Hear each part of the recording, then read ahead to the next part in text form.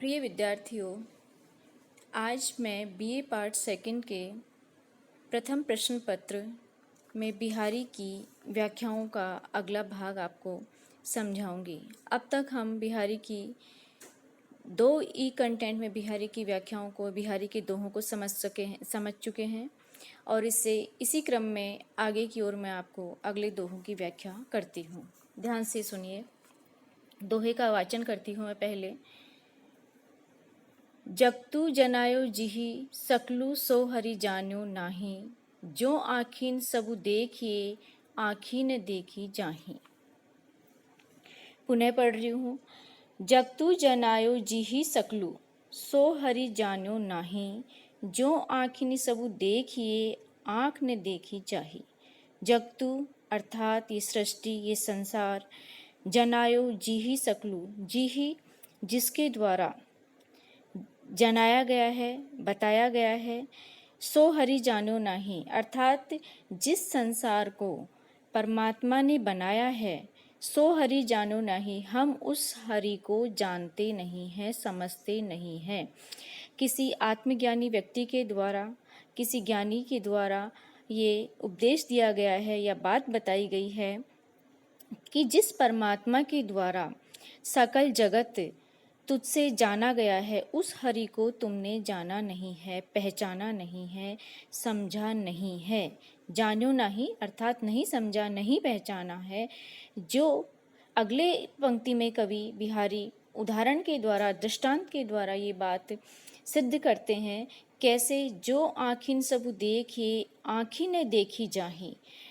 जिन आँखों के द्वारा, जो आंखें सब दृश्य देखती है, संपूर्ण सृष्टि को देखती है, इस दृश्य जगत को हमारी नेत्रेंद्रियां देखती हैं, लेकिन वो स्वयं अपने आप को नहीं देख पाती हैं। अर्थात आँख को ही नहीं देख पाती है, वो स्वयं अपने आप को नहीं देख पाती है। उसी भांति मनुष्य के हृदय में परमात्मा तो स्थित है और वो सारे संसार को बनाता है, लेकिन जो अज्ञानी व्यक्ति है वो उस परमात्मा को देख नहीं पाता है, जान नहीं पाता है।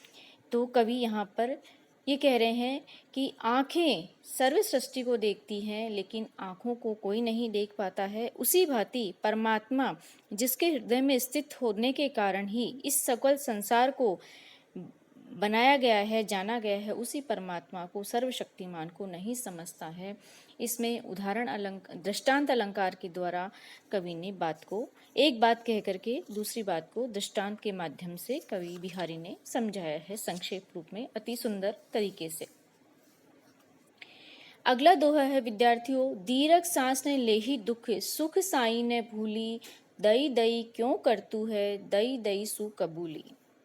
दीर्घ सांस, दीर्घ श्वास, लंबी श्वास, जैसे मनुष्य चिंता, दुख आदि की स्थिति में दीर्घ श्वास लेता है, अपने आप को निरुपाय पाता हुआ दीर्घ श्वास लेता है। सुख साई ने भूली, तो यहाँ पर किसी विपत्तिग्रस्त व्यक्ति को क्या करना चाहिए? बिहारी इस दोहे में कह रहे हैं कि दीर्घ श्वास, दुख में दीर्घ श्वास नहीं लेनी चाहिए, अर्थात बहुत व्यथित या चिंतित नहीं होना चाहिए। और सुख साई ने भूलू, और जब सुख का, जीवन में सुख का काल आता है, साई ईश्वर परमात्मा को, उस स्वामी को विस्मृत नहीं करना चाहिए। मनुष्य की प्रकृति क्या होती है? परमात्मा से दो दो अर्थात ऐसा मांगने की प्रकृति होती है। तो दई दई क्यों करता है, दई दई सो कबूल। परमात्मा से दैव दैव, भाग्य भाग्य या देना देना क्यों करता है? जो तुमको विधाता ने या देव ने दे दिया है, उसको धैर्य धारण करके अंगीकार करो, सहन करो। अर्थात मनुष्य को क्या करना चाहिए? सम स्थिति में रहना चाहिए, दुख में दीर्घ श्वास न ले और सुख में अपने परमात्मा को न भूले। और जो दैव परमात्मा ने दे दिया गया है उसको स्वीकार करे, जो दिया गया है उसको कबूल करे, स्वीकारी का भाव रखे। अलंकार अनुप्रास अलंकार है, पुनरुक्ति प्रकाश अलंकार है। इसमें बैठी रही अति सघन बन, पैठी सदन तन माहे, देखी दोपहरी जेठ की, छाहों चाहती छाह। भीषण ग्रीष्म ऋतु का, ज्येष्ठ माह का वर्णन किया गया है इसमें कि ग्रीष्म जो प्रचंड ताप होता है सूर्य का, उसमें मध्याह्न में क्या दशा होती है, कहीं ढूंढने से भी छाया प्राप्त नहीं होती है। दोहे जैसे छोटे छतने कवि ने उस ग्रीष्म ऋतु की भीषण ताप का यहाँ पर चित्रण किया है। बैठी रही अति सघन वन, पैठी सदन तन्मा है। यहाँ पर प्रसंग किया जा सकता है कि कोई नायिका अपने नायक से कह रही है कि ऐसी प्रचंड धूप में तुम कहाँ जा रहे हो, आओ इस घर में इस धाम का निवारण कर लो, अर्थात घर में बैठ करके विश्राम कर लो। देखो जो जेठ की दोपहरी है, ज्येष्ठ का महीना और ऊपर से मध्याह्न का समय जिसमें सूर्य बिल्कुल सिर पर होता है, ऊपर होता है, तो जो परछाई पड़ती है वो किसी भी वस्तु की परछाई दूर तक नहीं जाती है, तो वहाँ पर छाया ढूंढने से भी प्राप्त नहीं होती है। जेठ की दोपहरी की जो छाया है वहाँ छाया भी छाया के नीचे छिपना चाहती है। वह इस समय या तो अति सघन वन में विश्राम कर रही है, अर्थात जहाँ बहुत घने वृक्ष आदि हैं वहाँ पर प्राप्त होगी, या फिर घर के भीतर ही छाया मिल सकती है। ऐसा प्रतीत होता है कि मानो छाया भी या तो वनों में ही रह रही है और या घर के भीतर ही प्रविष्ट कर रही है छाया को। छाया भी छाया का आश्रय ढूंढ रही है। तो अन्य सामान्य प्राणियों की तो इस ग्रीष्म से बचने की क्या बिसात है, क्या कर सकते हैं।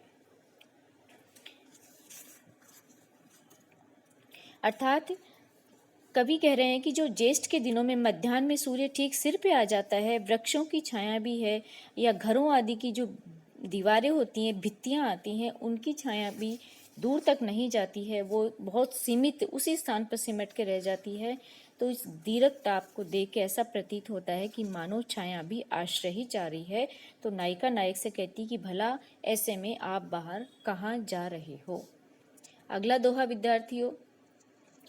कागज पर लिखत न बनत, कहत संदेशु लजात, कही है सब तेरो हियो मेरे हिये की बात। यहाँ पर नायिका अपने हृदय के भावों को पत्र के माध्यम से लिख करके नायक को व्यक्त करना चाहती है, लेकिन वो व्यक्त करने में समर्थ नहीं हो पा रही है। नायिका प्रोषित पति का है, अर्थात पत्र भेजना चाहती है और अपने हृदय की दशा, अपने विरह की स्थिति का वृत्तांत निवेदित करना चाह रही है, इसलिए वो कागज कलम उठाती है। लेकिन क्या है, कहत न बनत, कहते नायिका की विवशता देखिए, उसके हृदय की दशा, प्रेम आदि भावों को व्यक्त करने की स्थिति में वो नहीं है।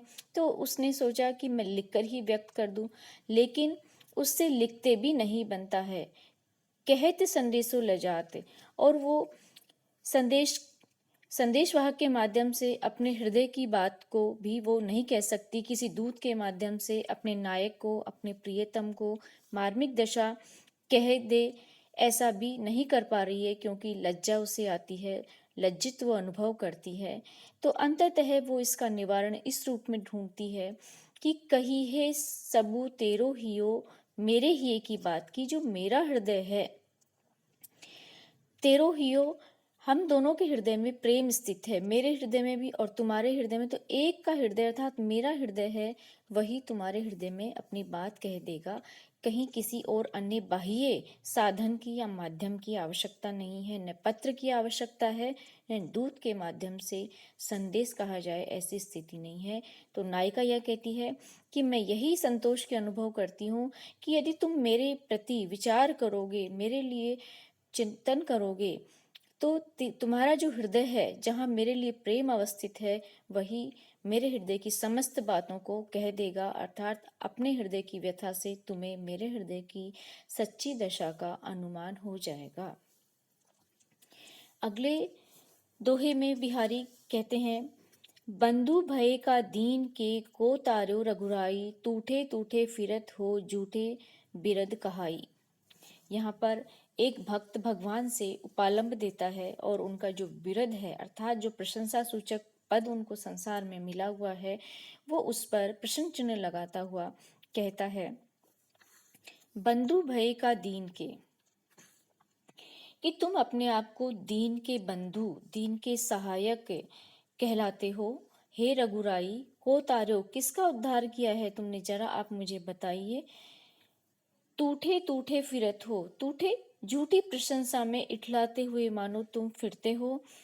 झूठे विरध कहाई, और तुम्हारा जो विरध विरध जो तुम्हें संसार में प्रशंसा सूचक एक पद मिला हुआ है कि दीन बंधु है, ईश्वर पतितों का उद्धार करने वाले हैं, वो व्यर्थ है, झूठा है, और तुम ऐसे ही फिर रहे क्योंकि तुमने मेरा तो उद्धार नहीं किया है। अभिप्राय ये है इस दोहे में कि हे रघुराई, हे रघुकुल चंद्र तिलक रामचंद्र, हे प्रभु, तुम किस दीन के बंधु हो, अर्थात तुमने किस पतित का उद्धार किया है। तुम को दीन बंधु कहते हो, पतित तारण कहते हो, ये ऐसे झूठे विरध कहला कहला करके तुम व्यर्थ ही इतराते हुए फिरते हो, अर्थात तुमने अब तक मेरा तो उद्धार नहीं किया। मुझ जैसा महादीन बंधु, महा अधम दशा का प्राणी है, घोर पापी है, यदि आप मेरा उद्धार करें तो मैं समझूं कि आपको जो ये विरुद्ध प्राप्त हुए हैं वो सत्य हैं। अनुप्रास अलंकार है और ईश्वर के लिए यहाँ पर एक प्रश्न चिन्ह उठाया गया है कि जो मेरा उद्धार यदि करे, अर्थात एक चुनौती के स्वरूप में है। सूर के पदों में भी हमें ऐसे पद मिल जाते हैं कि मैं बहुत पतित हूँ और आप मेरा उद्धार करें, तभी मैं समझूंगा कि आप वास्तव में पतित पावन हैं।